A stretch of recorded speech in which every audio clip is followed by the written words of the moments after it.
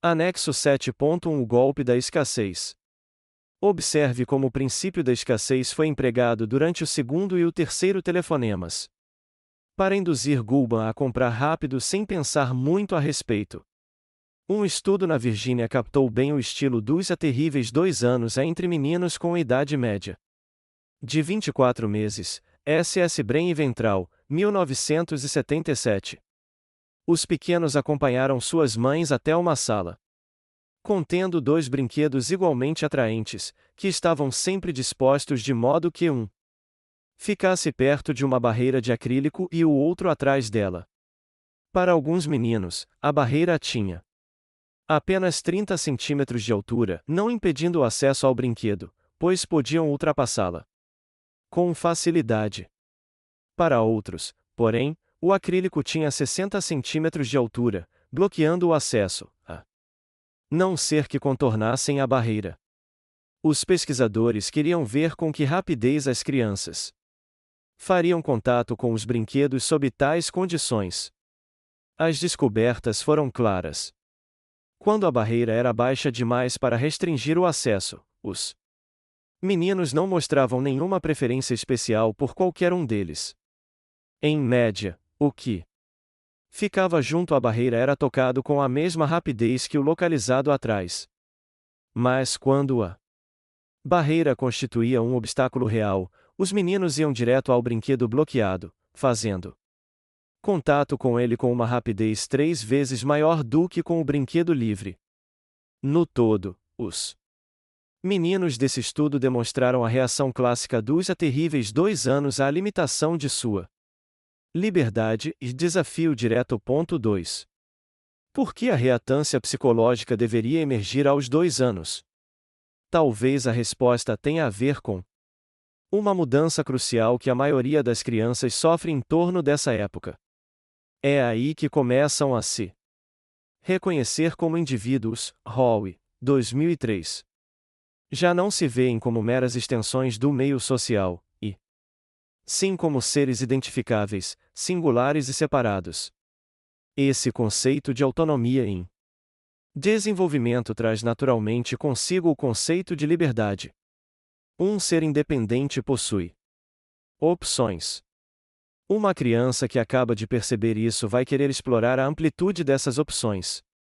Não devemos nos surpreender ou preocupar quando nossos filhos de 2 anos resistem incessantemente à nossa vontade.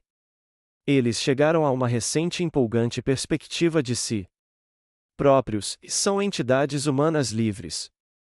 Perguntas vitais sobre escolha, direitos e controle agora precisam ser formuladas e respondidas em suas pequenas mentes. A tendência a lutar por cada liberdade contra cada restrição pode ser mais bem compreendida, então, como uma busca de informações. Ao testar os limites de suas liberdades, e, ao mesmo tempo, a paciência dos pais, as crianças estão descobrindo onde em seus mundos podem ser controladas e onde podem assumir o controle. Como veremos adiante, sábios são os pais que fornecem informações altamente coerentes. Reatância adulta e amor, armas e cerveja. Embora os terríveis 2 anos possam ser a idade mais perceptível da reatância psicológica, a forte tendência a reagir às restrições às nossas liberdades se manifesta durante a vida inteira. Uma outra fase se destaca, porém, pela forma especialmente rebelde que essa tendência assume, a adolescência. Um vizinho sensato certa vez me aconselhou: se você quer realmente que algo seja feito, tem 3 opções, e você mesmo fazer, pagar caro para alguém fazer ou proibir seus filhos adolescentes de fazerem. Como aos terríveis 2 anos, esse período é caracterizado por uma sensação emergente de individualidade. Para os adolescentes, a transição é do papel de criança, controlada pelos pais, para o papel de adulto, com todos os seus direitos e deveres. Não surpreende que os adolescentes costumem focalizar menos os deveres do que os direitos a que julgam fazer jus como os jovens adultos. Tampouco surpreende que a imposição da autoridade tradicional dos pais nesse período se mostre contraproducente. Os adolescentes irão fugir, tramar e lutar para resistir a essas tentativas de controle. Nada ilustra tão claramente a característica bumerangue da pressão dos pais sobre o comportamento dos adolescentes como o fenômeno conhecido como o efeito Romeu e Julieta. Como sabemos, Romeu Montecchio e Julieta Capuleto são os desventurados personagens shakespearianos cujo amor era condenado por uma rixa entre suas famílias. Desafiando todas as tentativas dos pais de separá-los, os adolescentes alcançaram uma união duradoura em seu ato trágico de duplo suicídio, uma afirmação derradeira de livre-arbítrio. A intensidade dos sentimentos e das ações do casal sempre foi uma fonte de admiração e espanto aos espectadores da peça. Como uma devoção tão intensa pôde se desenvolver com tamanha rapidez? Num casal tão jovem? Um romântico poderia atribuí-la a um amor raro e perfeito. Um cientista social, porém, apontaria para o papel da interferência dos pais e a reatância psicológica que ela consegue produzir. Talvez a paixão de Romeu e Julieta não fosse inicialmente tão intensa a ponto de transcender as barreiras erguidas pelas famílias. Talvez tenha sido alimentada justamente por aquelas barreiras. Será que, se os jovens tivessem sido deixados em paz, sua devoção ardente não passaria de uma afeição adolescente comum? Como a história é uma obra de ficção, essas perguntas são, obviamente, hipotéticas, e qualquer resposta seria especulativa. Mas é possível formular e responder com mais certeza questões semelhantes sobre Romeus e Julietas dos tempos modernos. Casais que sofrem interferência dos pais reagem aumentando a firmeza de seu relacionamento e sua paixão?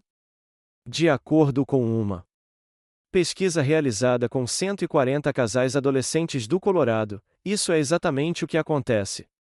Os pesquisadores nesse estudo descobriram que, embora a interferência dos pais estivesse ligada a alguns problemas no relacionamento, os parceiros tinham uma visão mais crítica um do outro e relatavam mais comportamentos negativos. Aquela interferência também fazia o casal se sentir mais apaixonado e desejar se casar. No decorrer do estudo, à medida que a interferência dos pais se intensificava, o mesmo ocorria com a experiência do amor. Quando a interferência enfraquecia, os sentimentos românticos esfriavam. Driscoll, Davis e Lippetz, 1972.3.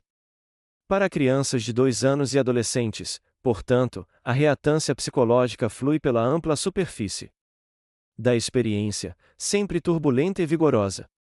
Para o resto de nós, a lagoa da energia reatante jaz tranquila e coberta, irrompendo apenas ocasionalmente como um geyser. Rubak Juin, 1997. Mesmo assim, essas irrupções se manifestam numa variedade de formas fascinantes que interessam não apenas ao estudante da conduta humana, mas também a legisladores e formuladores de políticas. Existe, por exemplo, o caso estranho de Kenesaw, na Geórgia, a cidade que aprovou uma lei exigindo que cada morador adulto possuísse uma arma e munição, sob pena de 6 meses de prisão e multa de $200. Todos os aspectos da regulamentação das armas de Kenesaw fizeram dela um alvo perfeito para a reatância psicológica. A lei restringe uma liberdade importante e antiga que todos os cidadãos americanos consideram um direito. Além disso, foi aprovada pela Câmara Municipal de Kenesaw com um mínimo de participação pública. A teoria da reatância preveria que, sob tais circunstâncias, poucos adultos nessa cidade de 5.400 habitantes a obedeceriam. No entanto, os jornais informaram que, de 3 a 4 semanas após a aprovação da lei, as vendas de armas de fogo em Kenesaw dispararam. Depoimento de leitor 7.2. De uma mulher de Blacksburg, Virgínia. No Natal passado, conheci um homem de 27 anos. Eu tinha 19. Embora ele não fosse meu tipo. O termo a censura oficial geralmente nos faz pensar em proibições de materiais políticos ou de sexo explícito, mas existe outra espécie comum de censura oficial que não desperta o mesmo pensamento, talvez porque ocorra a posteriori. Muitas vezes num tribunal do júri, o juiz que preside a sessão considera uma prova ou um depoimento inadmissível, podendo então aconselhar os jurados a desconsiderarem aquele dado. Dessa perspectiva, o juiz pode ser visto como um censor. A apresentação da informação ao corpo de jurados não é proibida, é tarde demais para isso. O uso da informação é que é proibido. Qual é a eficácia desse tipo de instrução de um juiz? Será possível que, para membros do corpo de jurados que se acham no direito de avaliar todas as informações disponíveis, as declarações de inadmissibilidade na verdade causem uma reatância psicológica, levando os jurados a considerar ainda mais aquele dado? Com frequência, é exatamente isso que ocorre. Lieberman e Arndt, 2000. A percepção de que valorizamos informações limitadas nos permite aplicar o princípio da escassez a domínios além dos bens materiais. O princípio funciona para mensagens, comunicações e conhecimentos também. Por esse ponto de vista, podemos ver que as informações não precisam ser censuradas para que as valorizemos mais, basta que sejam escassas. De acordo com o princípio da escassez, uma informação nos parecerá mais persuasiva se acharmos que não conseguiríamos obtê-la em outra parte.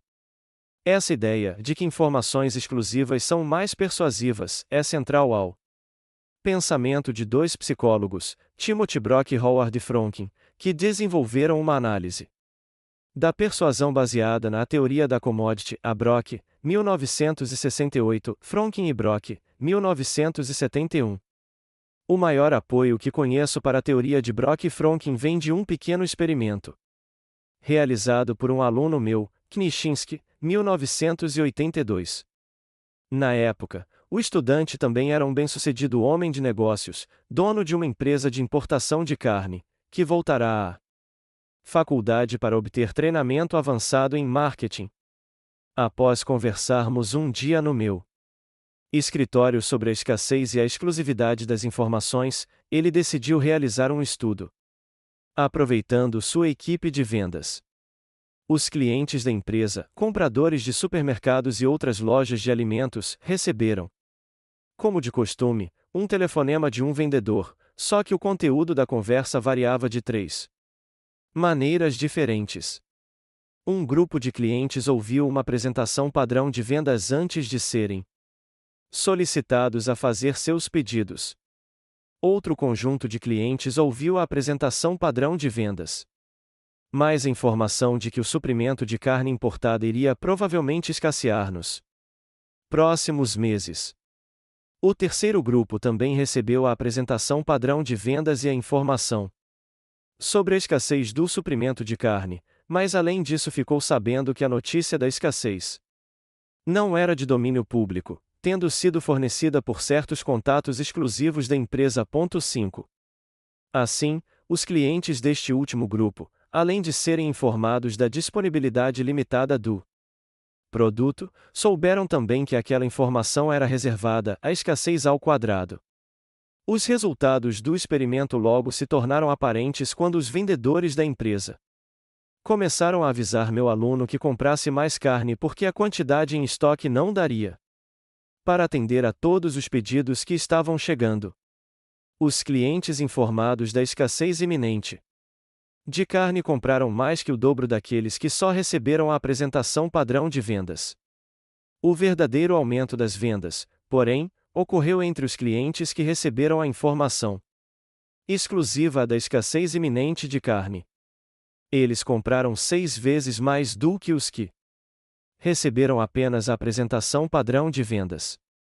Tudo leva a crer que o fato de que a notícia da escassez também era escassa tornou-a especialmente persuasiva. Condições ideais. Assim como as outras armas de influência, o princípio da escassez é mais eficaz sob certas condições. Uma importante defesa prática, então, é descobrir quando ele funciona melhor em nós. Há muito que aprender com um experimento concebido pelo psicólogo social Stephen Vorschel e seus colegas, Vorschel, Lee e Adevole, 1975. O procedimento básico usado por Vorschel e sua equipe de pesquisa foi simples: participantes de um estudo da preferência dos consumidores recebiam um biscoito de chocolate de um pote e depois eram solicitados a provar e avaliar sua qualidade. Para metade dos avaliadores, o pote continha 10 biscoitos, ao passo que para a outra metade continha apenas 2. Como era de se esperar do princípio da escassez, quando o biscoito era apenas um entre 2 disponíveis, recebia uma nota mais favorável do que quando era um entre 10. O biscoito mais escasso foi considerado mais desejável de comer no futuro, mais atraente como um produto de consumo e mais caro do que um biscoito idêntico com oferta abundante. Embora esse padrão de resultados forneça uma validação bem impressionante do princípio da escassez, não nos informa nada que já não saibamos. Mais uma vez vemos que um item menos disponível é mais desejado e mais valorizado. O valor real do estudo dos biscoitos está em duas descobertas adicionais. Vejamos uma por vez, pois cada uma merece uma análise detalhada. Nova escassez, e biscoitos mais caros e conflito civil. O primeiro desses resultados notáveis envolveu uma pequena variação no procedimento básico do experimento. Em vez de avaliar os biscoitos sob condições de escassez constante, alguns participantes receberam primeiro um pote com 10 biscoitos, que foi depois substituído por um pote com 2 biscoitos. Desse modo, antes de darem uma mordida, alguns dos participantes viram seu suprimento abundante de biscoitos reduzido a um suprimento escasso. Outros participantes, porém, souberam da escassez do suprimento desde o início, já que o número de biscoitos em seus potes permaneceu o mesmo. Com esse procedimento, os pesquisadores estavam tentando responder a uma pergunta sobre tipos de escassez, e valorizamos mais aquelas coisas que se tornaram recentemente menos disponíveis para nós ou aquelas coisas que sempre foram escassas? No experimento dos biscoitos, a resposta foi clara. A mudança da abundância para a escassez produziu uma reação bem mais positiva em relação aos biscoitos do que a escassez constante. A ideia de que a escassez recém-experimentada é o tipo mais poderoso se aplica a situações bem além das fronteiras do estudo dos biscoitos. Cientistas sociais descobriram que essa privação é uma causa básica de conflitos políticos e violência. Talvez o defensor mais conhecido desse argumento seja James C. Davis, 1962, 1969, que afirma ser mais provável encontrarmos revoluções numa época em que um período de melhoria das condições econômicas e sociais é seguido por uma reversão breve e acentuada dessas condições. Portanto, não são as pessoas tradicionalmente mais oprimidas, aquelas que passaram a ver sua privação como parte da ordem natural das coisas, que tendem mais a se revoltar. Na verdade, é mais provável que os revolucionários sejam aqueles que tiveram ao menos algum contato com uma vida melhor. Quando as conquistas econômicas e sociais que experimentaram e que passaram a esperar começam a escassear de repente, eles as desejam mais do que nunca, muitas vezes manifestando-se com violência para assegurá-las. Não se fala muito disso, mas, na época da Revolução Americana, os habitantes da colônia desfrutavam o maior padrão de vida e os impostos mais baixos do mundo ocidental. De acordo com o historiador Thomas Fleming, em 1997, somente quando os britânicos reivindicaram uma fatia daquela prosperidade generalizada, aumentando os impostos, os americanos se revoltaram. Davis coletou indícios convincentes de sua nova tese numa série de revoluções, revoltas e guerras internas, inclusive as revoluções francesa, russa e egípcia. Será que o terno vale tudo isso? Para o espanto de todos os envolvidos, um terno usado por John Travolta no filme Embalos de Sábado à Noite foi recentemente vendido por $145.000. Talvez possamos ajudar a explicar o preço astronômico observando dois aspectos da venda. Primeiro, trata-se de um terno especial, único. Segundo, foi comprado num leilão, onde dois compradores se envolveram numa espiral de lances competitivos. Quando indagado mais tarde se achava que a cifra final havia sido excessiva, o leiloeiro observou, e certamente foi um recorde para uma peça de poliéster. Defesa. É fácil se sentir devidamente alertado contra as pressões da escassez, mas é bem mais difícil reagir ao alerta. Parte do problema é que nossa reação típica à escassez bloqueia nossa capacidade de pensar. Quando vemos algo desejado se tornando menos disponível, uma agitação física nos domina. Em especial nos casos envolvendo a competição direta, o sangue sobe à cabeça, o foco se estreita e as emoções aumentam. Teucher, 2005. À medida que essa corrente visceral avança, o lado cognitivo, racional, recua. No frenesi da excitação, é difícil manter uma abordagem calma e ponderada. Como comentou o presidente da CBS na esteira de sua aventura com o Poseidon, você é envolvido pela loucura da coisa toda. A lógica voa pela janela. A Mackenzie, 1974. Eis portanto o nosso dilema: conhecer as causas e o funcionamento das pressões da escassez pode não ser suficiente para nos proteger delas, porque conhecer é um ato cognitivo, e os processos cognitivos são suprimidos por nossas reações emocionais às pressões da escassez. De fato, essa pode ser a razão da grande eficácia das táticas da escassez. Quando apropriadamente empregadas. Nossa primeira linha de defesa contra o comportamento insensato, uma análise ponderada da situação, torna-se bem menos provável. Se, por conta da inquietação que ofusca o cérebro, não podemos contar com nosso conhecimento sobre o princípio da escassez para estimular um comportamento adequadamente cauteloso, o que podemos usar? Talvez, no estilo elegante do jiu-jitsu, possamos empregar a própria empolgação como nossa principal deixa. Desse modo, transformamos a força do inimigo em nossa vantagem. Em vez de dependermos de uma análise cognitiva cuidadosa da situação como um todo, iremos nos sintonizar apenas com a sensação visceral interna como nosso alerta. Ao aprendermos a reconhecer o aumento da excitação numa situação de persuasão, seremos capazes de nos precaver contra o uso das táticas da escassez. Vamos supor, porém, que consigamos esse artifício de usar a onda crescente de agitação como um sinal para nos acalmarmos e procedermos com cuidado. E depois? Existe alguma outra informação disponível para nos ajudar a tomar a decisão certa em face da escassez? Afinal, o mero reconhecimento de que devemos proceder com cautela não informa em qual direção seguir, apenas fornece o contexto necessário para uma escolha criteriosa. Felizmente existe uma informação disponível em que podemos basear decisões ponderadas sobre itens escassos.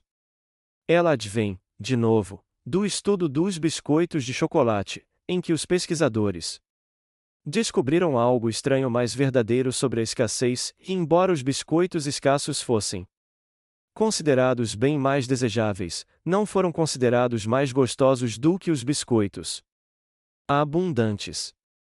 Assim, apesar do desejo maior causado pela escassez, os avaliadores disseram que desejariam mais daqueles biscoitos escassos no futuro e que pagariam um preço maior por eles. Isso não fez os biscoitos parecerem mais gostosos. Aí reside uma descoberta importante. A alegria não está em experimentar uma mercadoria escassa, mas em possuí-la. É importante não confundir as duas coisas. Sempre que identificamos pressões de escassez cercando determinado item, precisamos também nos perguntar o que queremos dele. Se a resposta for que queremos o objeto pelo benefício social, econômico ou psicológico de possuir algo raro, tudo bem. As pressões da escassez nos darão uma boa indicação de quanto gostaríamos de pagar por ele, quanto menos disponível, mais valioso será para nós. Mas com frequência não queremos uma coisa pelo simples prazer de possuí-la. Nós a queremos, isso sim, por seu valor utilitário. Queremos comê-la, bebê-la, tocá-la, ouvi-la, dirigi-la ou usá-la de alguma forma. Nesses casos é vital lembrar que coisas escassas não têm gosto melhor, não. Dão uma sensação melhor, não som melhor, não são melhores de dirigir ou usar por causa de sua disponibilidade limitada. Embora esse seja um fato simples, pode nos passar despercebido quando experimentamos a atração maior que os itens escassos naturalmente possuem. Vou citar um exemplo de família. Meu irmão Richard se sustentou no período da faculdade empregando um artifício de persuasão que explorou à perfeição em cima da tendência de certas pessoas de não perceberem essa diferenciação. Sua tática foi tão eficaz nesse aspecto que ele só precisou trabalhar umas poucas horas nos fins de semana para obter seu dinheiro, deixando o resto do tempo livre para os estudos. Richard vendia carros, mas não numa concessionária ou num feirão.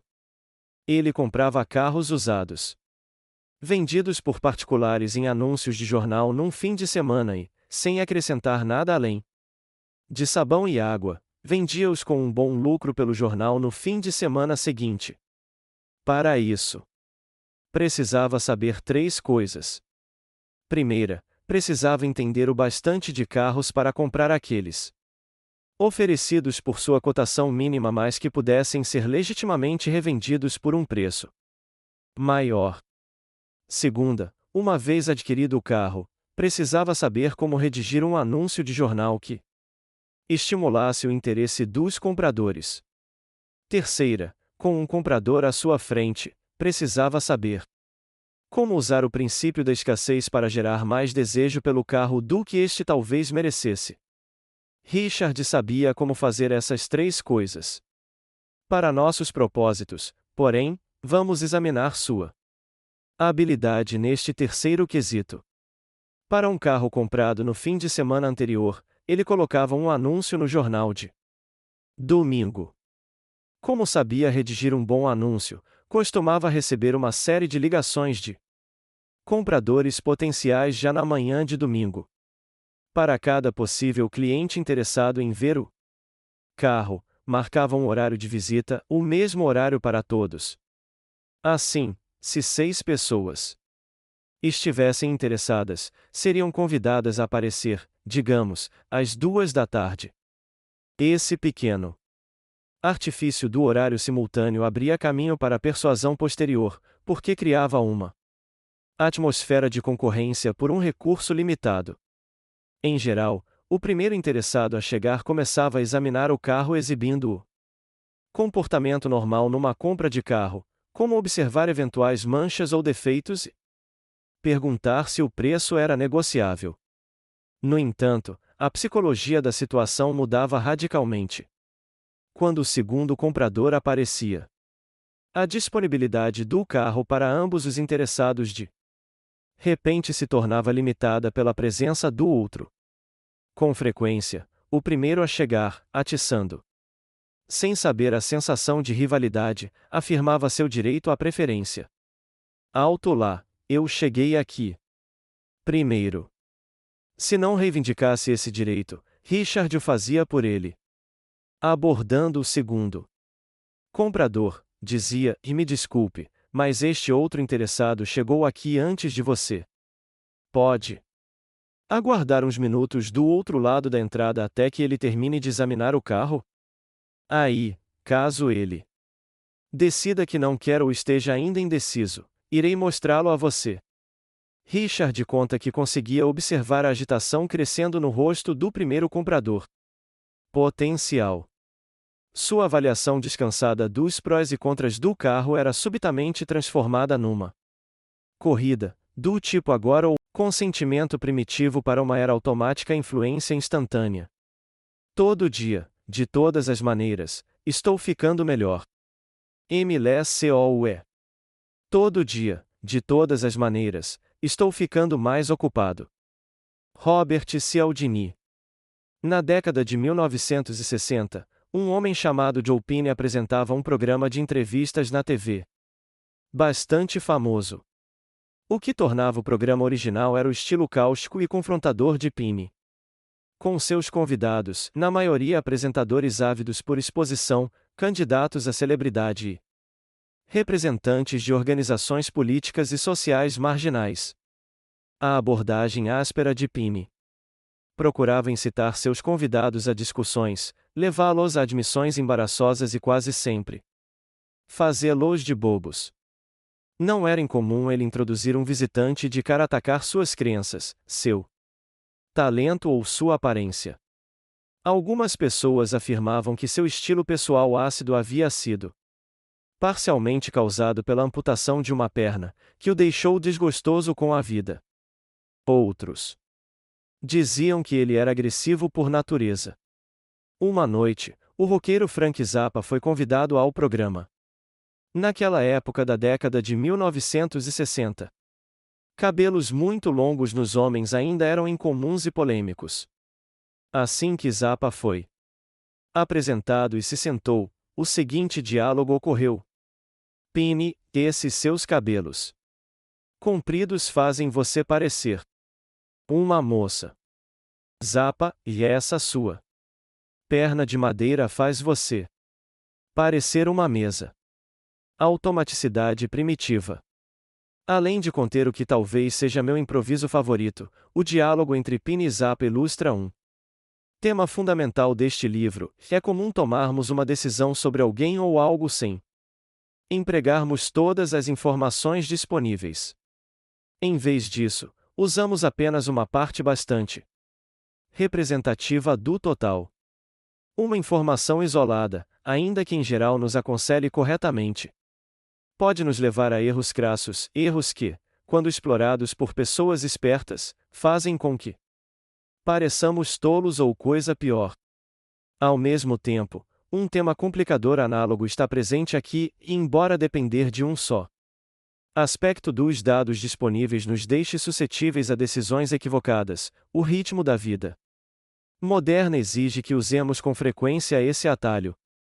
No início do capítulo 1 comparamos esse atalho à reação automática dos animais inferiores, cujos elaborados padrões de comportamento podiam ser desencadeados pela presença de um estímulo isolado, um piar, penas do peito de tom vermelho ou sequências específicas de luzes piscando.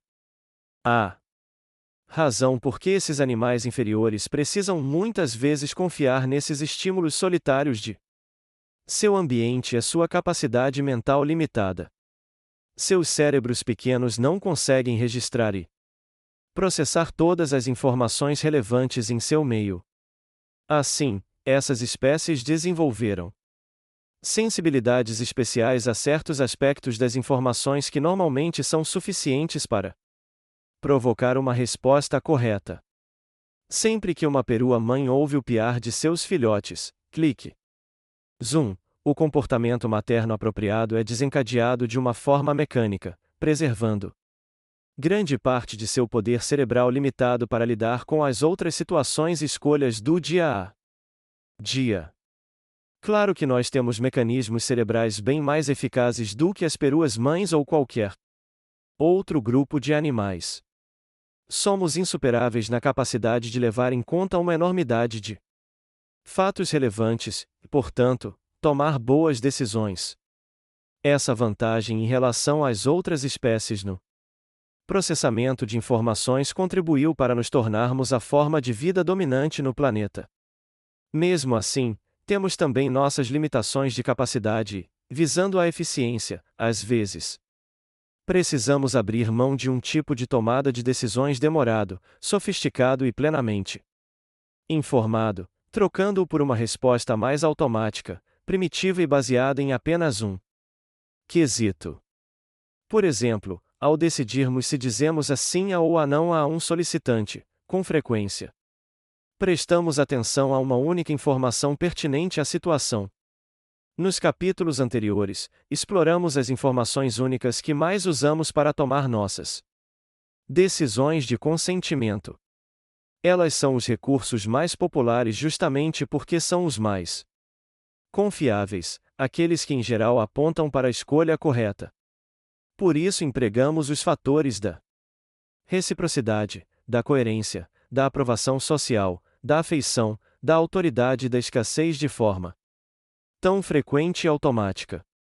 Cada um desses fatores, por si só, fornece uma pista confiável de quando será melhor dizer a sim em vez de a não. Tendemos a recorrer a essas pistas solitárias quando não temos a inclinação, o tempo, a energia ou os recursos cognitivos necessários para realizar uma análise completa da situação. Quando estamos apressados, estressados, incertos, indiferentes, confusos ou cansados, costumamos enfocar uma fração das informações disponíveis para nós. Ao tomarmos decisões sob essas circunstâncias, com frequência regrediremos à abordagem um tanto primitiva, mas necessária, de levar em conta um só bom sinal. 1. Tudo isso leva a uma constatação desalentadora, com o sofisticado aparato mental que utilizamos para dominar o mundo como espécie, criamos um ambiente tão complexo, dinâmico e cheio de informações que, cada vez mais, precisamos lidar com ele à maneira dos animais, que há tanto tempo superamos. Às vezes, as consequências podem ser catastróficas, como no caso da investida desastrosa do FBI. A sede da igreja do ramo davidiano em Waco, Texas, no ano de 1993. De acordo com uma análise de consultores do Departamento de Justiça americano, durante o cerco de 51 dias do FBI ao complexo do ramo davidiano, a agência coletou tantos dados que precisou ignorar a maioria deles. O professor Robert Louden, um dos consultores do Departamento de Justiça na época, declarou o seguinte: o FBI tinha tamanha sobrecarga de informações que simplesmente recaiu nas práticas do passado e, como não tinha nenhuma experiência com religião, tratou aquilo como uma barricada comum. A Overload of Advice, 1993. O resultado terrível foi que, quando o FBI enfim atacou, mais de 80 membros da seita morreram num ato de autoimolação alimentado pela fé e pelo medo. A automaticidade moderna. John Stuart Mill, o economista, filósofo da ciência e pensador político britânico, morreu há mais de 135 anos.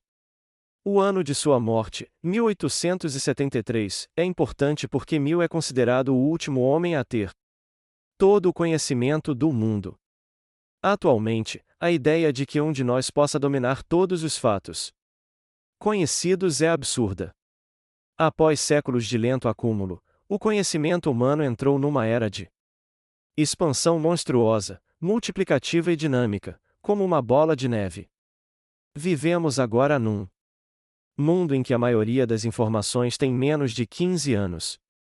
Em certos campos da ciência, na física, por exemplo, disse que os conhecimentos dobram a cada 8 anos. A explosão de dados científicos não se limita a áreas herméticas como a química molecular ou a física quântica, mas se estende a ramos do conhecimento diário em que procuramos nos manter atualizados: saúde, educação dos filhos, nutrição. Além disso, esse desenvolvimento rápido tende a continuar, já que os pesquisadores estão divulgando periodicamente suas descobertas em cerca de 400 mil revistas científicas no mundo inteiro.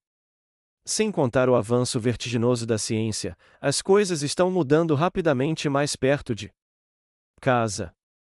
De acordo com pesquisas anuais da Gallup, os assuntos considerados mais importantes nas políticas públicas estão se tornando mais variados e estão sobrevivendo por menos tempo.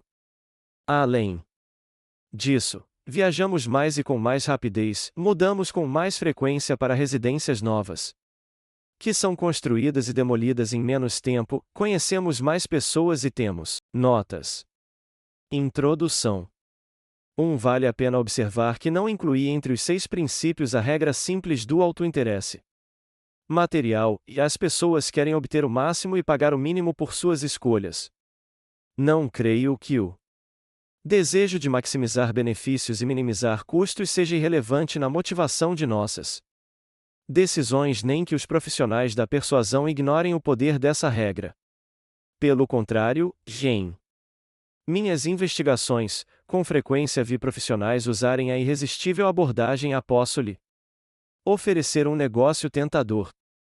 Mas optei por não tratar a regra do autointeresse material separadamente neste livro porque a vejo como um dado motivacional e como um fator implícito que merecem reconhecimento, mas não uma descrição aprofundada. Capítulo 1. Embora existam várias semelhanças entre esse tipo de automatismo nos seres humanos e nos animais inferiores, há algumas diferenças importantes também. Os padrões de comportamento automático dos seres humanos costumam ser aprendidos, em vez de inatos, mais flexíveis do que os padrões rígidos dos animais inferiores e sensíveis a um número maior de desencadeadores. 2. Talvez a resposta comum a porque sim a das crianças, quando se pede que expliquem sua conduta, possa remontar ao seu reconhecimento astuto do poder anormal que os adultos parecem atribuir à palavra porquê. 3. No mundo do marketing, um caso clássico desse fenômeno é o do uísque Chivas Regal, uma marca em dificuldades até que seus executivos decidiram elevar seu preço num nível acima dos concorrentes. As vendas dispararam, embora nada mudasse no produto. Akir, 1991. Um estudo recente de tomografia cerebral ajuda a explicar por quê. Ao provarem o mesmo vinho, os participantes não apenas disseram que estavam sentindo mais prazer quando pensavam que sua bebida custava $45, em vez de $5, como os centros cerebrais associados ao prazer também foram mais ativados pela experiência. Plaça et al., 2008. 4. Tomemos como exemplo o caso da reação automática e impensada dos consumidores a um desencadeador comum de compras em nossa sociedade, o cupom de desconto. Uma empresa de pneus descobriu que cupons com erros de impressão enviados pelo correio, que não ofereciam nenhuma economia aos destinatários, produziram a mesma reação dos clientes que cupons sem erros, com descontos substanciais. Imatore, 1983. 5. É interessante notar que, embora seja raro adotarmos uma abordagem complexa em temas pessoalmente relevantes, desejamos que nossos conselheiros, nossos médicos, advogados, contadores e corretores, façam isso por nós. Kahn e Baron, 1995. Quando nos sentimos esmagados por uma escolha complicada e importante, ainda assim queremos uma análise profunda dela, que talvez só possamos obter, paradoxalmente, por meio do atalho que é confiar num especialista. 6. Ao que parece essa tendência dos machos de serem enganados por sinais de acasalamento poderosos se estende aos humanos. 2 biólogos da Universidade de Viena, Astrid Jouet e Karl Grammer, secretamente expuseram homens jovens a substâncias químicas aerotransportadas, chamadas copulinas, que imitam os odores da vagina humana. Os homens então avaliaram a atratividade de rostos de mulheres. A exposição às copulinas aumentou a atratividade de todas as mulheres e mascarou as diferenças de atratividade física genuínas entre elas. For Women, 1999.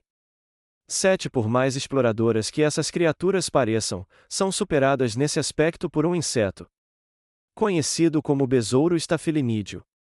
Usando uma variedade de desencadeadores envolvendo cheiro e contato, Os estafilinídeos atraem duas espécies de formigas para protegê-los, cuidar deles, alimentá-los enquanto larvas e abrigá-los no inverno na vida adulta.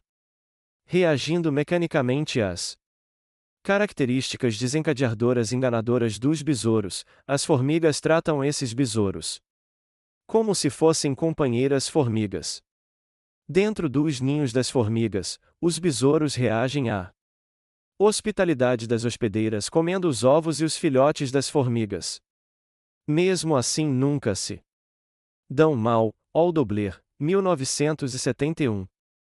8. Alguns pesquisadores alertam que as pessoas retratadas na mídia com uma beleza irreal, atores, atrizes, modelos, podem diminuir nossa satisfação com as possibilidades românticas realmente disponíveis à nossa volta.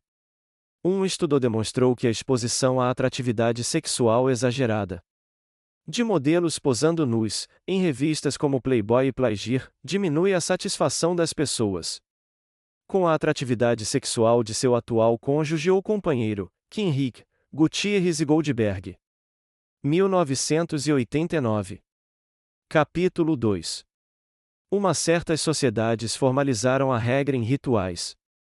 Um bom exemplo disso é o Vartambangi, costume institucionalizado de troca de presentes, comum em partes do Paquistão e da Índia.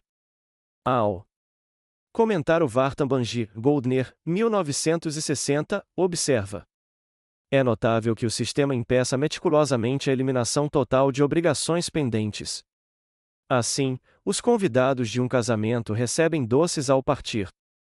Ao determinar a quantidade do que será ofertado, a anfitriã pode dizer a estes 5 são seus, significando a estes são a retribuição pelo que você me deu antes, e depois acrescentar uma medida extra, dizendo: estes são meus. Na próxima ocasião, ela os receberá de volta, junto com uma medida adicional que mais tarde devolverá, e assim por diante. P. 175.